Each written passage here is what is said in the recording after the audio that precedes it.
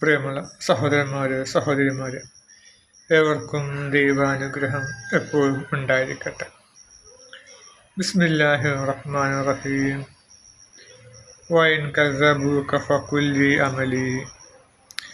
അവർ നിന്നെ നിഷേധിച്ച് തള്ളുകയാണെങ്കിൽ നീ പറഞ്ഞേക്കുക, എനിക്കുള്ളത് എൻ്റെ കർമ്മമാകുന്നു, നിങ്ങൾക്കുള്ളത് നിങ്ങളുടെ കർമ്മവും. ഞാൻ പ്രവർത്തിക്കുന്നതിൽ നിന്ന് നിങ്ങൾ വിമുക്തരാണ്, നിങ്ങൾ പ്രവർത്തിക്കുന്നതിൽ നിന്ന് ഞാനും വിമുക്തനാണ്.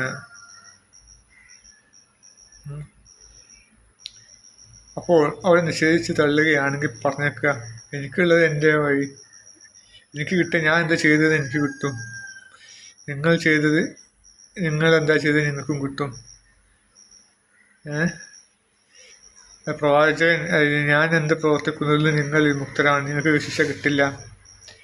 നിങ്ങൾ പ്രവർത്തിക്കുന്നതിൽ നിന്ന് ഞാനും വിമുക്തനാണ്, നിങ്ങൾ എന്തൊക്കെ പ്രവർത്തിക്കുന്നു അതിൽ നിന്ന് ഞാനും വിമുക്തനാണ്, എനിക്കും അതിൻ്റെ ശിക്ഷ കിട്ടില്ല. അപ്പോൾ പ്രവാചകന് ഇങ്ങനെ സത്യസന്ദേശം പറയുമ്പോൾ അവർ പറയും, നിങ്ങൾക്ക് ദൈവകോപം ഉണ്ടാകും, ലാത്ത ഉസ്സ മനാത്ത തുടങ്ങിയ ദേവതകളെ ശപിക്കും എന്നൊക്കെ പറഞ്ഞ് പേടിപ്പിച്ചിരുന്നു. അപ്പോൾ പ്രവാചകൻ അവർ പറയാൻ പറഞ്ഞു, ലാത്ത ഉസ്സ മനാത്ത ഒന്നുമല്ല, പക്ഷേ ഉള്ളത് ദൈവമാണ്, ഏകനായ ദൈവം, അവയെല്ലാം സൃഷ്ടിച്ച ഏകനായ ദൈവം. ആ ദൈവത്തിൻ്റെ കോടതിയിലാണ് നമ്മളെല്ലാവരും കണക്ക് ബോധിപ്പിക്കേണ്ടത്. അപ്പം പ്രവാചകൻ നല്ലവനാണെങ്കിൽ നല്ല കാര്യം ചെയ്താൽ അള്ളാഹു പ്രവാചകന് നന്മ കൊടുക്കും, തിന്മ ചെയ്താലോ പ്രവാചകന് തിന്മ കിട്ടും. അതുപോലെ തന്നെ മറ്റുള്ളവർക്കും കുറേശികളുടെ അവസ്ഥ എങ്ങനെ തന്നെ, സത്യനിഷേധികളുടെ അവസ്ഥ എങ്ങനെ തന്നെ, നന്മ ചെയ്താൽ അവർക്ക് നന്മ കിട്ടും, തിന്മ ചെയ്താൽ അവർക്ക് തിന്മയും കിട്ടും എന്ന് പറയാൻ പറഞ്ഞു. ഇത് ഒരു സമാധാനത്തിൻ്റെ വാക്കാണ്. നമ്മളെവിടെ വല്ല ചർച്ച പോകുമോ, ചർച്ച വഴിമുട്ടുമ്പോൾ നമ്മൾ പറയേണ്ട ഒരു വാക്കാണ്, നിങ്ങൾക്ക് നിങ്ങളുടെ വഴി, എനിക്ക് എൻ്റെ വഴി.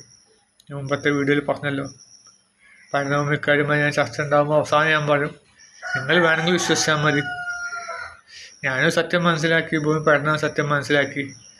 മലയാളക്കരയിൽ ആരും അങ്ങനെ കൂടുതലായിട്ട് മനസ്സിലാക്കിയിട്ടില്ല. ആദ്യമായിട്ട് മനസ്സിലാക്കി നമ്മൾ ഇൻട്രട്ടനാണ്, വിൻസെൻ്റ് വേലുക്കാടിനുള്ള വ്യക്തി, പാലക്കാടുള്ള അദ്ദേഹം മനസ്സിലാക്കി. അദ്ദേഹം ഒരു പഠന വായനക്കാർ, എല്ലാ പുസ്തകങ്ങളും വായിക്കും, ഇംഗ്ലീഷും ഒക്കെ അത്യാവശ്യം അറിയാം. കൊള്ളാവുന്ന വിദ്യാഭ്യാസം കൂടുതലായിട്ടും നേടിയിട്ടില്ല, പ്രീ ഡിഗ്രി വരെ പഠിച്ചിട്ടുള്ളൂ അദ്ദേഹം. പിന്നെ അദ്ദേഹം പഠിക്കാൻ അവസരം കിട്ടിയിട്ടില്ല, ജോലിയിൽ പ്രവേശിക്കേണ്ടി വന്നു. ഒരു വക്കീൽ ഗുമസ്തനായ ജോലി ലഭിച്ചു. അപ്പോൾ അദ്ദേഹത്തിന് ജോലി ഇഷ്ടംമാതിരി ഒഴിവ് സമയമുള്ളത് കൊണ്ടും അദ്ദേഹം വായനാശീലനായി. പണ്ട് അദ്ദേഹം വായനാശീലനായിരുന്നു. സത്യം ആരെന്ത് പറഞ്ഞാലും സത്യം പറഞ്ഞാൽ അദ്ദേഹം അത് സ്വീകരിക്കും. അങ്ങനെ ശീലക്കാരും സത്യം എവിടെയുണ്ടോ അത് തിരഞ്ഞെടുത്ത് വായിക്കും. അങ്ങനെയാണ് അദ്ദേഹം പഠനവുമിൽ വിശ്വസിച്ചത്. അദ്ദേഹം പിന്നെ നിഷ്ഠവാദിയും കൂടിയാണ്, യുക്തിവാദി കൂടിയാണ്.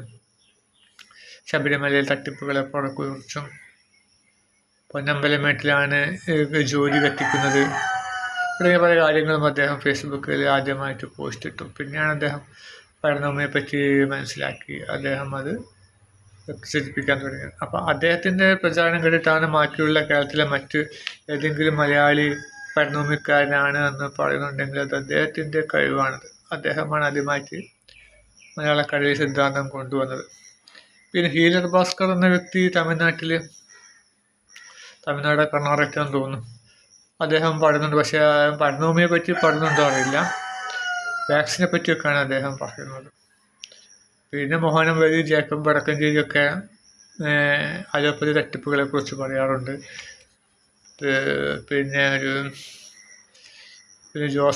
ജോർജ് എന്ന് പേരുള്ള മറ്റൊരു വ്യക്തിയും കൂടിയുണ്ട്, അദ്ദേഹം അലോപ്പതി തട്ടിപ്പുകളെ കുറിച്ച് പറയാറുണ്ട്. പക്ഷെ പഠനഭൂമിയെ പറ്റി എല്ലാ കാര്യങ്ങളെക്കുറിച്ച് പറയുന്നത് നമ്മളെ ഇന്ദ്രറ്റാണ്.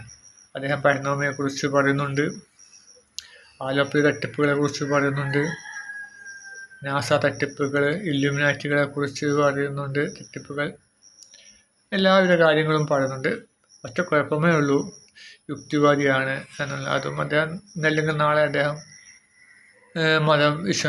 ഇസ്ലാം മതത്തിലൊക്കെ മറ്റു മതത്തിലേക്ക് വരാൻ സാധ്യതയുണ്ട്. കാരണം അദ്ദേഹത്തിൻ്റെ സംസാരത്തിൽ ഒരു മതങ്ങളോടൊരു മമതയുണ്ട്. ഇന്നല്ലെങ്കിൽ നാളെ അദ്ദേഹം ദൈവവിശ്വാസത്തിലേക്ക് വരുമെന്ന് വിചാരിക്കാൻ വേണ്ടി പ്രാർത്ഥിക്കാം. അവൻ പറഞ്ഞു വരുന്നത്, നമ്മൾ സത്യം മനസ്സിലായി. നമ്മൾ മനസ്സിലാക്കിയപ്പോൾ നമ്മൾ മറ്റുള്ളവർ വാഗ്വാദത്തിൽ ഏർപ്പെടുമ്പോൾ അവർ വല്ലാതെ നമ്മൾ എതിർക്കുകയാണെങ്കിൽ നമ്മൾ ഒറ്റ വാക്ക് പറയാം, നിങ്ങൾക്ക് നിങ്ങളുടെ വഴി, നമുക്ക് നമ്മുടെ വഴി. നമ്മളെ ഖബറിലേക്ക് നിങ്ങൾ വരണ്ട, നിങ്ങളെ ഖബറിലേക്ക് നമ്മളും വരുന്നില്ല. നമ്മൾ സത്യം മനസ്സിലാക്കി നിങ്ങളോട് പറഞ്ഞു നിങ്ങൾക്ക് വേണമെങ്കിൽ വിശ്വസിക്കാം എന്ന് പറഞ്ഞ് നമ്മൾ ഒഴിവാകുക. സൂറത്തുൽ കാഫിറൂൻ എന്നതിലും പറയുന്നുണ്ടല്ലോ, ഏറ്റവും അവസാനത്തെ ഖുർആനിലെ ഏറ്റവും അവസാനത്തെ സൂക്തങ്ങളിൽപ്പെട്ട ഒരു സൂക്തമാണത്. പിന്നെ നമ്മൾ കിടക്കാൻ നേരം നമ്മൾ പതിവായി ചെല്ലുന്നൊരു സൂക്തമാണല്ലേ. ഈ ഉളവൻ കിടക്കാൻ നേരത്ത് ഫാത്തിഹ ചൊല്ലും, അതിനുശേഷം ആയത്തുൽ കുർസി, പിന്നെ കുൽ യാ അയ്യുഹൽ കാഫിർ എന്നുള്ള സൂറത്ത്, പിന്നെ കുൽ ഹുവല്ലാഹു അഹദ്, പിന്നെ കുൽ അഊദു ബിൽ ഫലക്ക്, കുൽ അഊദു ബിൻ നാസ്. ഇത്രയും സൂറത്തുകൾ 3, 4, 5, 6 മൊത്തം 6, അതിൽ 5 സൂറത്തുകളും ഒരു ആയത്തുൽ കുർസി ആയത്തും ഓതിട്ടാണ് കിടക്കാറുള്ളത്. അപ്പം എല്ലാവരും ഖുർആൻ അധിക പേരും കിടക്കുമ്പോൾ ചൊല്ലുന്നൊരു സൂക്തമാണ് കുൽ യാ അയ്യുഹൽ കാഫിറൂൻ. പ്രബലമായ ഒരു പുണ്യം കിട്ടുന്ന ഒരു ആയത്തും കൂടിയാണ് കുൽ യാ അയ്യുഹൽ കാഫിറൂൻ. എന്നുവെച്ചാൽ ഒരു സമാധാനത്തിൻ്റെ ആകത്തുകയാണ്. നമ്മൾ വല്ലാതെ തർക്കിക്കാൻ പോകേണ്ട ആരോടും. മനസ്സിലായി, നിങ്ങൾക്ക് നിങ്ങളുടെ വഴി, നമുക്ക് നമ്മുടെ വഴി, ഇതാ സമാധാനത്തിൻ്റെ വഴി. അപ്പോൾ നമ്മളങ്ങനെ സമാധാനത്തിലാവുക, ആരോടും കൂടുതലും തർക്കിക്കാൻ പോവാതിരിക്കുക, കാര്യങ്ങൾ മനസ്സിലാക്കുക, പോരുക, എന്നിട്ട് മറ്റു കർമ്മങ്ങളിൽ നമ്മൾ ഏർപ്പെടുക. ഒരാളോട് തന്നെ നിരന്തരം തർക്കിച്ച് എങ്ങനെയെങ്കിലും ഒരു ദൈവവിശ്വാസിയാക്കണമെന്ന് നിർബന്ധമില്ല. നമ്മൾ കാര്യങ്ങൾ പറയാം, അറിയാത്തവർക്ക് എത്തിച്ചു കൊടുക്കുക അല്ലേ. ഹോട്ടലിൽ ഭക്ഷണം ആവശ്യക്കാരുടെ പ്ലേറ്റിന് മുമ്പിൽ അവർക്ക് ഭക്ഷണം എത്തിച്ചു കൊടുക്കുക, നിർബന്ധിച്ച് തീറ്റിക്കുക, വായിലാക്കുക, വായ കിടത്തിട്ട് വായിൽ തുറന്നിട്ട് ഭക്ഷണം സ്പൂണിട്ട് കയറ്റി കൊടുക്കേണ്ട ആവശ്യമില്ലല്ലോ. നമ്മൾ സത്യം ഒരു കാണിച്ചു കൊടുക്കുക, വേണമെങ്കിൽ വിശ്വസിച്ചാൽ മതി. സത്യം മനസ്സിലാക്കി അള്ളാഹുലേക്ക് എടുക്കുന്ന ഭാഗ്യന്മാരുടെ കൂട്ടത്തിൽ അള്ളാഹു നമ്മെ ഉൾപ്പെടുത്തുമാറാകട്ടെ. ആമീൻ.